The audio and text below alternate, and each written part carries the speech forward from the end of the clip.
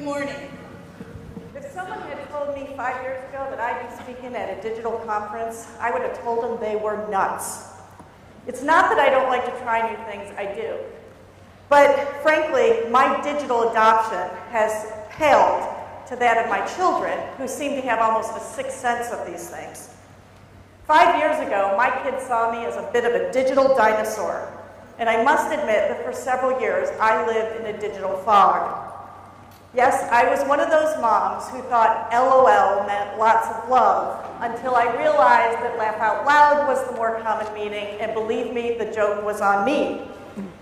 So with a handful of digital natives at home and a growing tribe of natives at work, I was surrounded. There was no escape for me.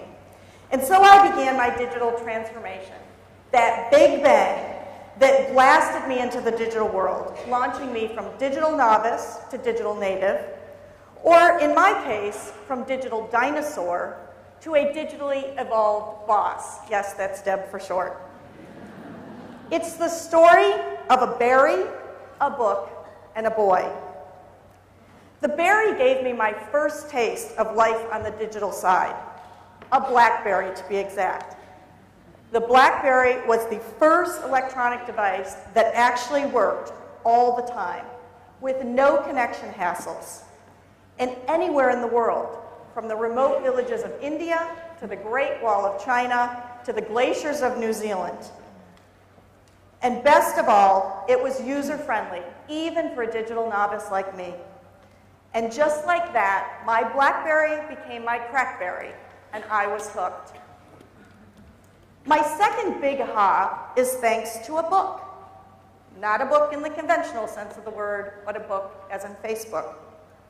It all began when one of my Gen Y managers encouraged me to get on Facebook.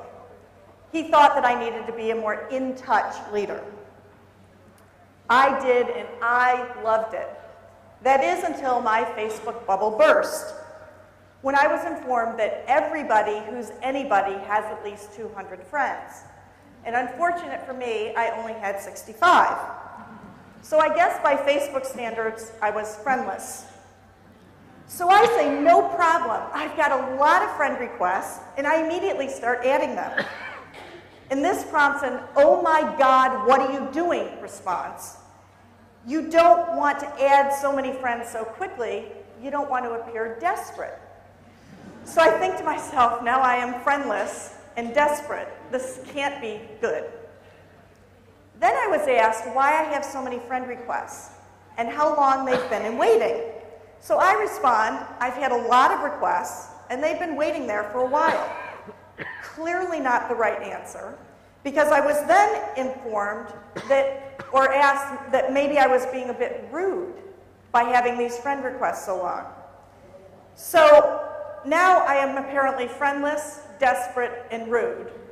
And with a profile like that, who on earth would want to be my friend? But my most significant aha came from a boy. And that boy happens to be my son, Connor. I came home one evening from being out, and my son was there doing homework while playing WoW, Skyping his friends, surfing the net, and listening to music on his iPhone. And when I asked him if he shouldn't be a little bit more focused on his studies, he rolled his eyes at me, as only children can do, and quickly clicked into his real-time grade report to show me straight A's, and asked if there was something that I thought he could be doing better.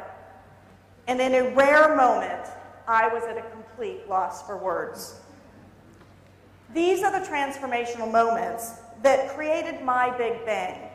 That mental explosion that said either get with the program or be horribly left behind. So I got with the program at home and at work. Every morning I wake up to the BlackBerry, which has now replaced my alarm clock. And yes, I'm one of those people who regularly check email and Facebook before I get out of bed. I clear my morning email on my way to work, and I use my BlackBerry to take real-time meeting notes. I am working to turn my office into a paperless work environment, or at least as close as we can get. We're going virtual with our planning systems, and we're going digital with our marketing. In the evening, I use my iPad to read digital newspapers, and in my spare time, I can be found on Words with Friends.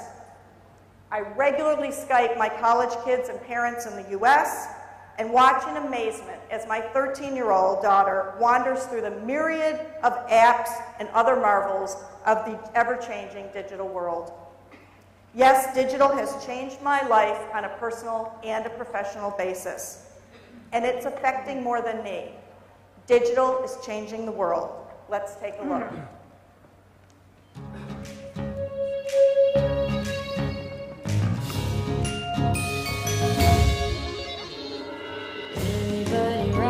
Shine. Talk about whatever, just speak your mind. There's been a lot of buzz in the neighborhood. Everything is changing and this change is good. Always be in the know. Always sharing on the go. Are you keeping up with the rest of the group? 'Cause everything is changing and this change is good. Everywhere, and we've all got something to share. All let's put our thoughts up for all to see. That's where an open community. Oh, rise and shine.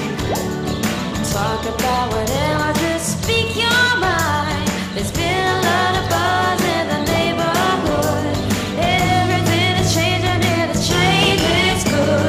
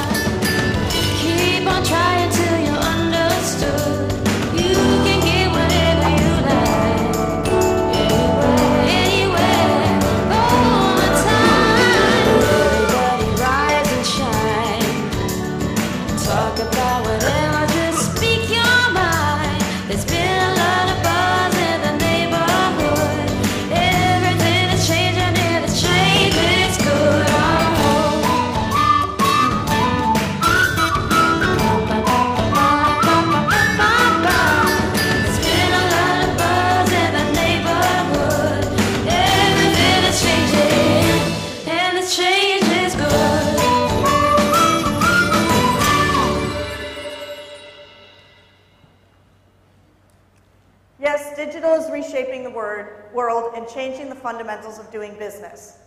Changing the fundamentals in 5 important ways. I call these the digital 5 C's. Digital is changing the nature of business connections.